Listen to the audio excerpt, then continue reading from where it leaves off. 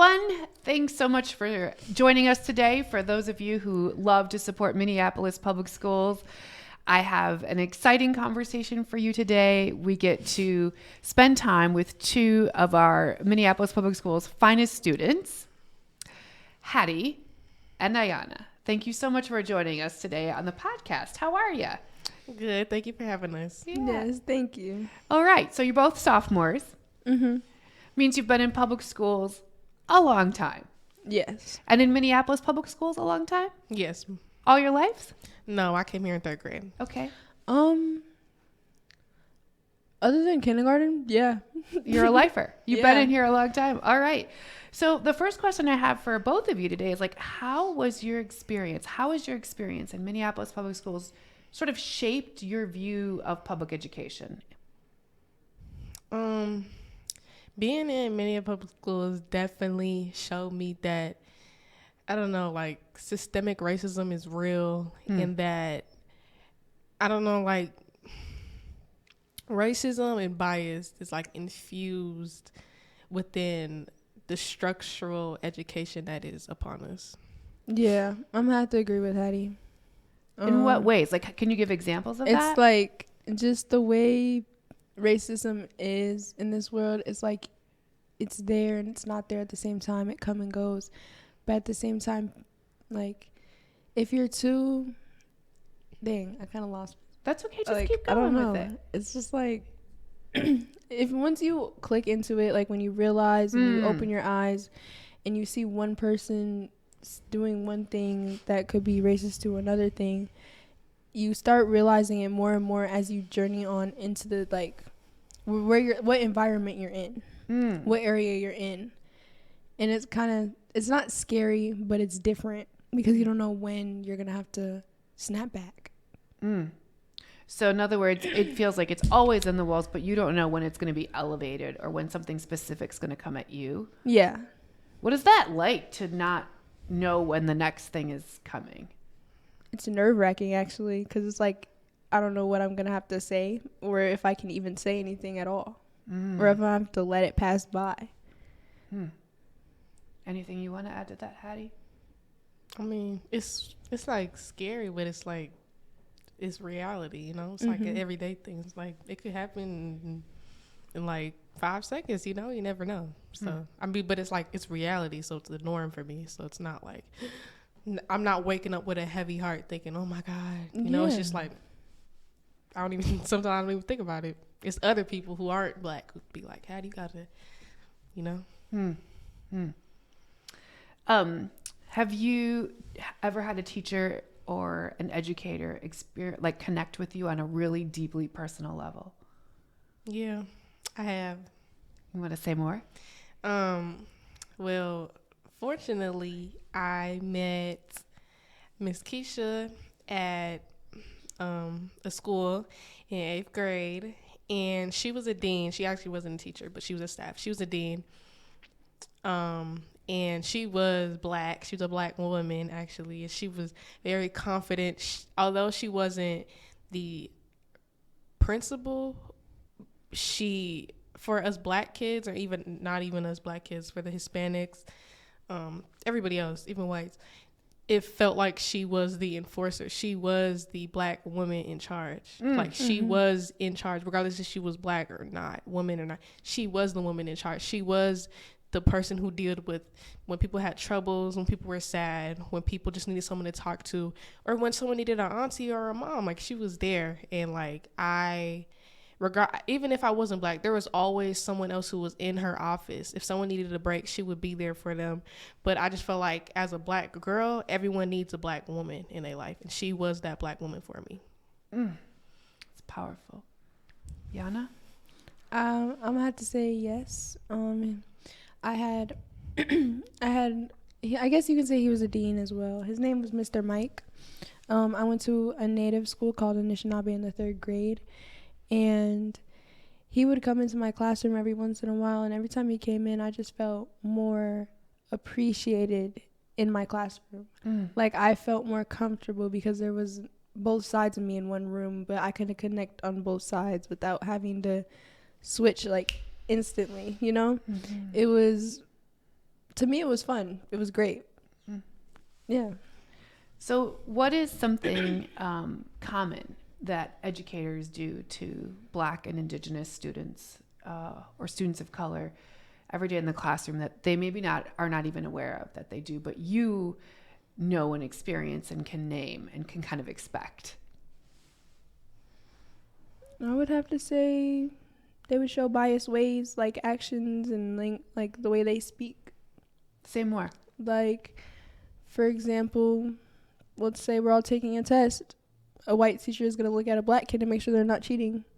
Or, for example, there could be a white kid on their phone, but as soon as a Black person or a Black kid pulls out their phone, it's going to get took. It's a problem. It's a big problem. I agree with that. Like, but there are so many other things that is like unsaid. Yes. Like, you miss a day, or you had something that period, and they see you, or like you come later that day, but you miss like the first or second period. That teacher's gonna be like, "Where were you?" Obviously, you think I was skipping. Obviously, you thought, because like, why are you? Where were you? Like, why weren't you in class today? But you're here. But like, the same person wasn't there too, and you didn't ask them, or where were you? Where were you yesterday? I didn't see you. Like, I was clearly doing something. I know I wasn't skipping, but it's just like I see it to me and other Black kids way more than I don't see it to white kids at all. And like, or it's like you walk in there and you say something, and it's like you answer a question. It's like, of course it's an intelligent answer, but it's like we're in high school where we know. They're like, "Oh my God, you're brilliant. Like you're really smart." It's like, did you not expect that from me? I am in an AP class, you know what I mean? Like I do have an A in your class. I do all my tests. I get over 80%. Like I'm not. You can see it. There's a pattern of me currently getting good grades. Mm-hmm. It's like, did you expect less from me? Like, just because my skin, or I'm behaving, I'm on time. They think I'm like I'm the role model. Like, what am I? Of course, I'm a role model for other Black kids, but like, am I that amazing person just because I'm well behaved? Have you never seen a well behaved Black person? Did you expect me to be disrespectful to you in any means just because you looked at me? Like, they expect us to act like animals. Like we're not. Like we can't be sweet, like, and like be respectful. And I think it was a minute ago, I can't remember which one of you, before we started recording, talked a little bit about like even feeling like the questions or the tests themselves don't necessarily always reflect you. Oh yeah, definitely. Like, it's like a standardized test. I don't know if it's fast testing or the MCA or. So it's not an exam. It's like something that the whole school has to take per grade. It's like, it's the MCA. It's like English. I'm great at English. I'm a great writer. I know how to comprehend things, but it's just like, how am I supposed to answer that? Sometimes it don't even has to do nothing with race, but you could tell like the structure of the words and the sentences. Yes, we have Black people. We have our own, type of ways to speak. We say things that other people might not say, and we comprehend things different than what they say. And like I said earlier, the structure of education was built off a white man. It was not built for us. So how are we supposed to take that in? And maybe we don't,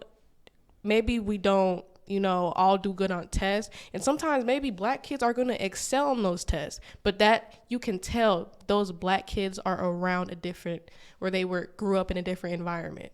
And it's not on like segregate. It's just like they adapted to education in a different way. And not every kid can say that, because those kids happen to have a Miss Keisha in their life, or Mr. Michael in their life, or Mike. Yeah. You good. Having a life to have a great Black role model, be like, this is what it is. And sometimes when you see this, you got to do that. And sometimes you got to do that. You can't always be like this, because they might not get that, or you might not be able to do that because you did that. Aiyanna, when we were like talking earlier, you talked a little bit about both racism in the school and also segregation. Can you talk about some of the ways you felt segregated as a student of color? Honestly, it's kind of hard to think of right now, but yeah, I would say maybe in just like different groups. Like, for example, I can say friend groups. Or not maybe friend groups, but groups in general. Like, there could be one thing happening over here, but then another's happening over here, and then you have to like pick which side you'd rather be on instead of it all being together. Like, I don't really know how to explain it, but it's like there. You know, it's just there. Yeah. And obviously, like, you've been to a couple of different schools. Do you think some schools that you've been to have felt more racially isolated than others? Yeah. Okay. Yeah. Is that different? Like, what has your experience been like? I think the school you're at now is maybe a little bit more diverse, but have you been in predominantly more one space or the other, either one of you? I would say I went to this elementary school. It's called Lincoln Elementary. Okay. And when I was there, it was mostly white kids, like way more than Washburn is. You know, it's like I wasn't the only, but I was like one of the most, you can say, quote unquote, colored person there. And then I remember making this one friend there. She was also colored. And the way we clicked was just, it was really fast. But then I realized, like, she's not any different from any other white kid here because how many there are. And it's like, so I figured this like group, this community, this whole school is a whole group to me of things I can't be a part of because I don't fit in. Like, just that type of stuff. It's just like when I realized, the feeling. Yeah. So segregation is more like a feeling, not necessarily about the numbers. Yeah. Interesting. That's really profound. If you had to give feedback to an educator about your experience as a student, and it was racialized feedback, how do you think that would be accepted, generally speaking? I mean, I'm guessing you're talking about a white teacher. Yeah. Yeah. I mean, I never had nothing but a non-white teacher. But I mean, it depends because there's always teachers who you can see who are woke. You know what I mean? Or like like my history teacher. You could tell if I gave her some feedback, she would, like, of course, history is going to come up. There's going to be things that are hard, no matter if you're white, you're black, whatever. Your ancestors did this or they went through this. It's going to be hard.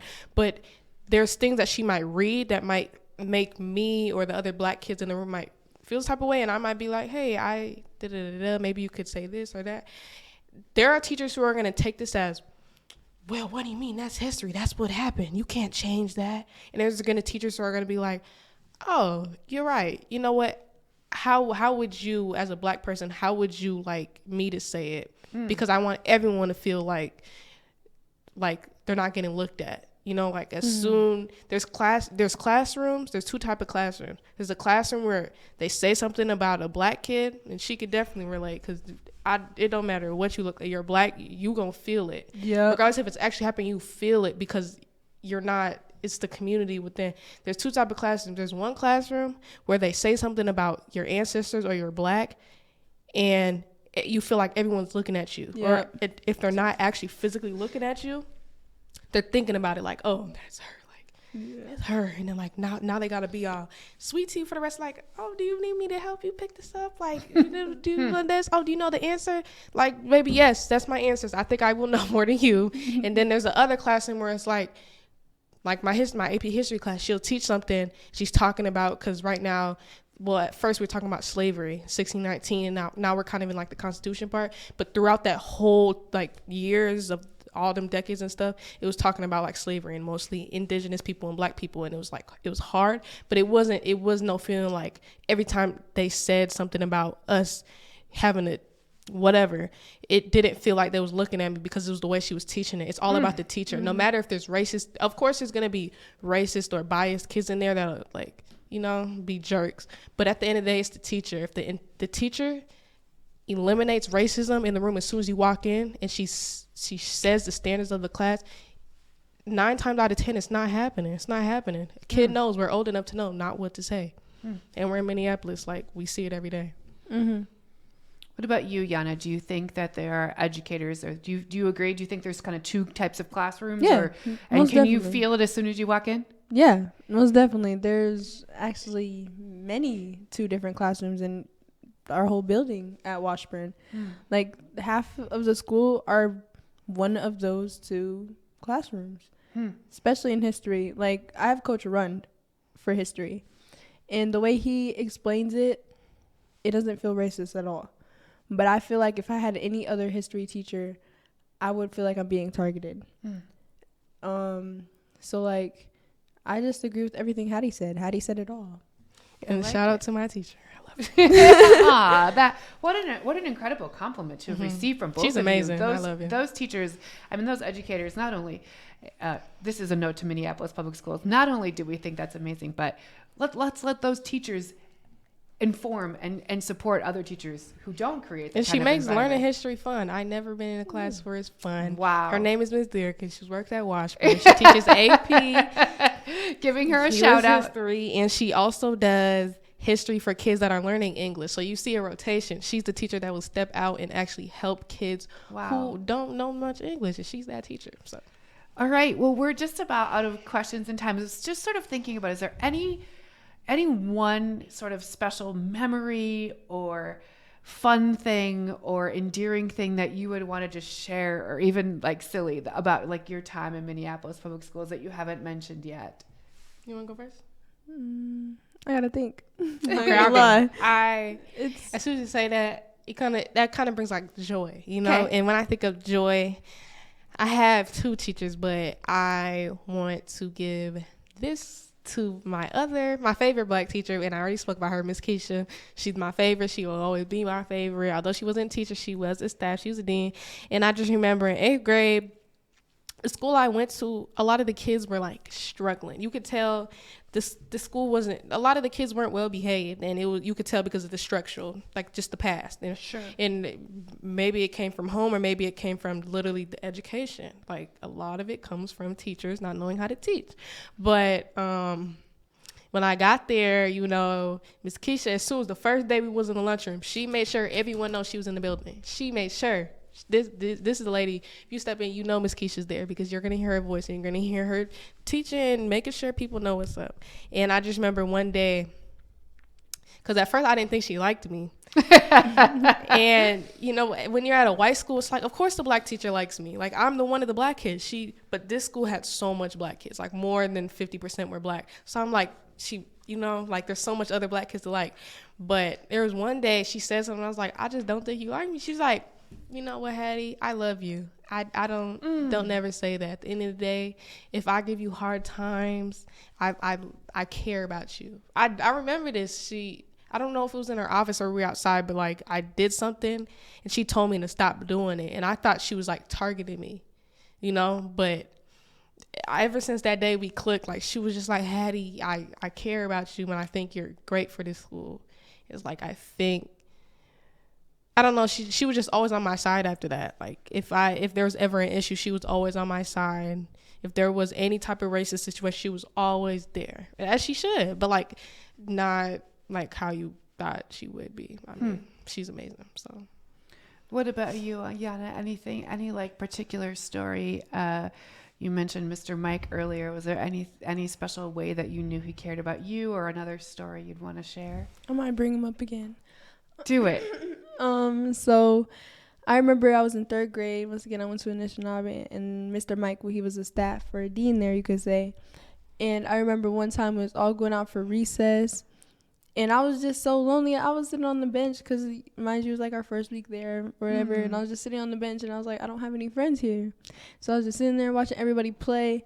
Mr. Mike gonna come out of nowhere and be like, come on, let's go on the swings. So we went on the swings, and then he's like, what do you want to do next?